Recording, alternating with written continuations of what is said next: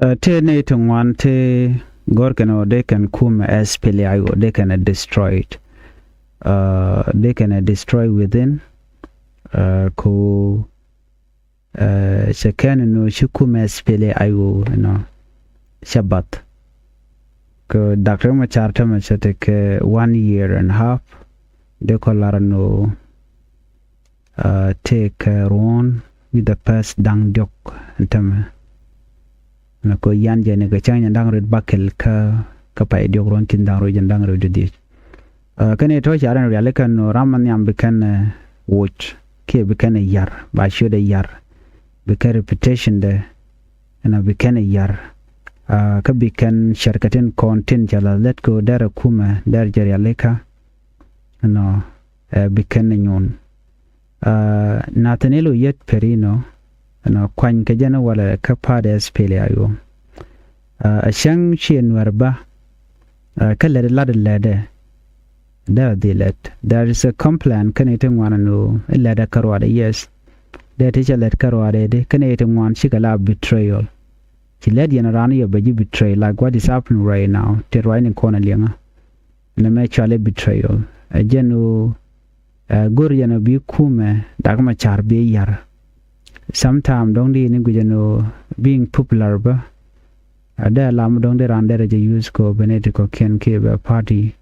namo bejayar in absence of Dr. Machar of course nating one par call ne che lele no no bani ko ngai ke je ke popularity dan te che gujino don't there gwa Dr. Machar there je kan ko de gore je Dr. Machar je chu forgot ano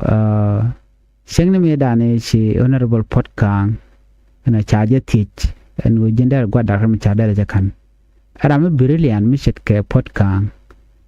ke intelligent ngum we loken over gwa Dr. Machar ba jakano why ka jugo ne je chele la gwa Nathaniel yet and we der gwa Nathaniel yet der kan gwa Dr. Machar ja jugo jen mo and we jin be position me bi jakan ka kuma kirmi yadit mi shere jako den abro alantame ke position dung Nathaniel yet Odi what I support nagaje no rami momelet da dilet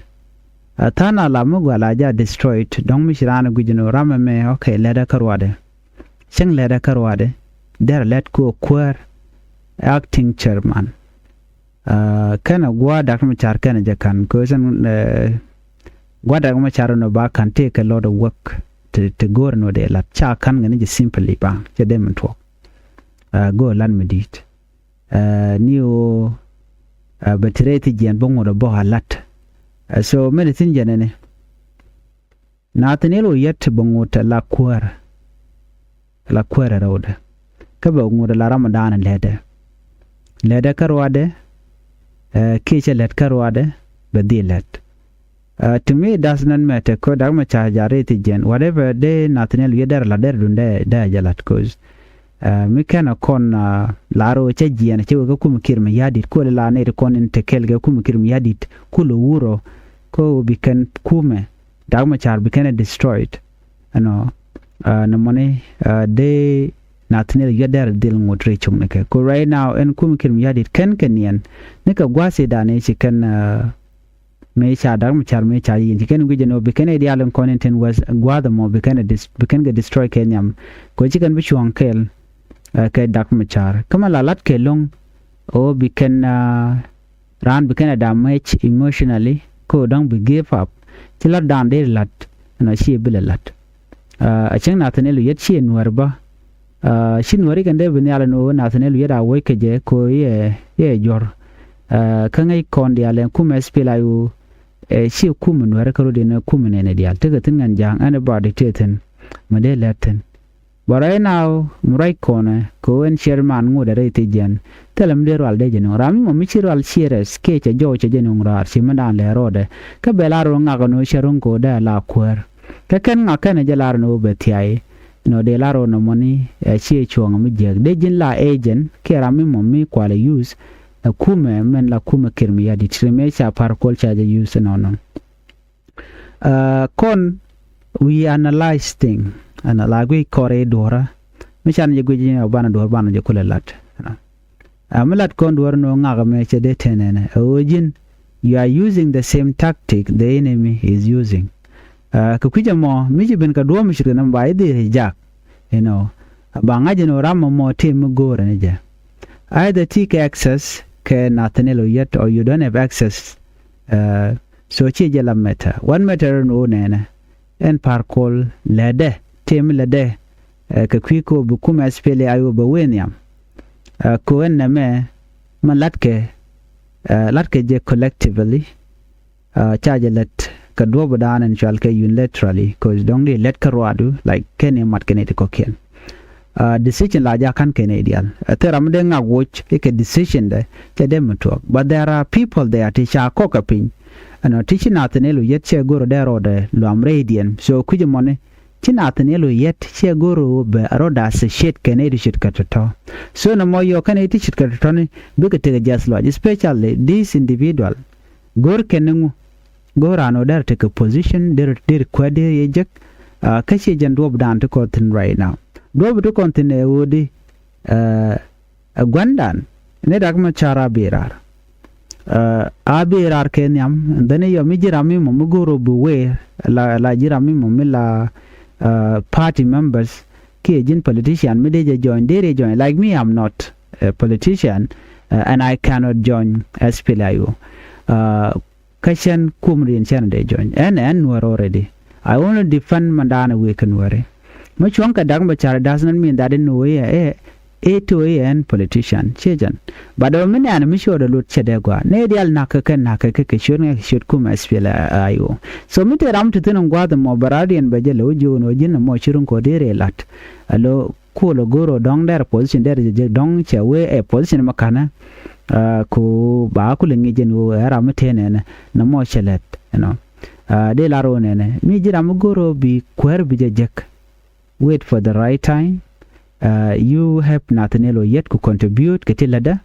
lene padu la jin karwa do gwa da antitin but you padu la de ko jin shaje la rich ke ci jin kwer ke chayi mu position ma jin as individual you know take a participation ke contribution me de participate ketin kondong de na mode nang nyam so but you don't have to tear it down cause no more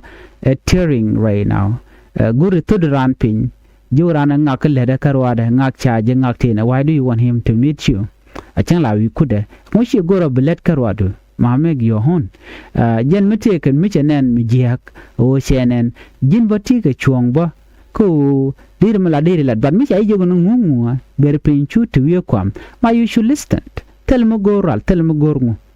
okay kone ko ken bogo ke chi jin bit after when bit kwerka mi ay jogo ngungu lele ben pin yes aradien we chetel we me de survive ko ja chetel do mo de ramadan ci bin yu kwam de lo ka ja ko mi jenen hono de chiang de ja so kondial ran let me longa ko bin mo ba wenya jennati ko bi kwarbe jigarun alu ngijin den mi chama gwadu shane ne ta torun don ba ju kula kwan en kwen bo shebete ko bi decide legend kwen ba te ka voting ne tin kon ngor ke ji ba ci voting so ka ba to ko gwadu dana wa voting wa jalat but not right now gwad mutuna re kur and again ne tin wan shika na tanelu yeti kana condemn ade lara riu na ke tanal ano ko te tuokre loka ke te tuoka nasar na tanelu yet then mindset karwa da new the position down and titin ano jinga who are you ka what are your goals kana mission down and jelka ke vision you lengo your vision chete ko jindere kum no modiri ale ka te ko you are destroying it mimo shi jenda na gorke mi jira mimo ku Nathaniel yet ku je condemn Nathaniel yet chede we mean that you are against Dr. Machar so tell him the dien mideten so the only person machine is George and Utelat Carodiana Jaka a honorable podcast. Jenny George no Shenbilla part commission canamone. So na me there week a year Nathaniel yet I let Jenam let low your against Nathaniel yet telly per Canadian contin nakana la dine SPDF Canada con and Daka kum dagmachar near con yan kanat yan kadagmachar yuki juba. Kamishijan limni time to beben shanga dan o mal weben and then bro shularech biro bi campaign bi shulat ko bujina kwer na chabula kwainiji chabula poiniji and then be bonena ne den kon na gaji bi kan shukwan so wait for your time